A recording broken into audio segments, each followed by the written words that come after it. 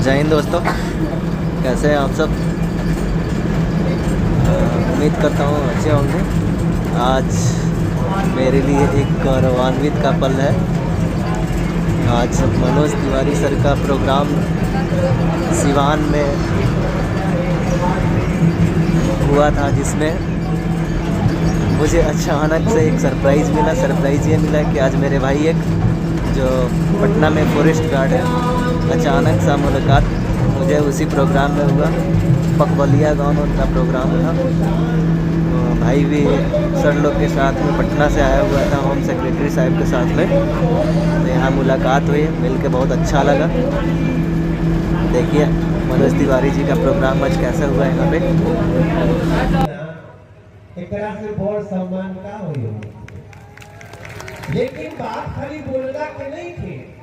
बात बाटे कि हमनी के अपने भाषा के संस्कृति के समझब जा, तबे तो गुरु जी अपन भाषा बोल के हमनी कुछ दे ले। इशारा बहुत बड़ा बा, इशारा बहुत बड़ा बा, ए पर ध्यान लगाओ भैया। हमार फ्लाइट छूट भी सकेला,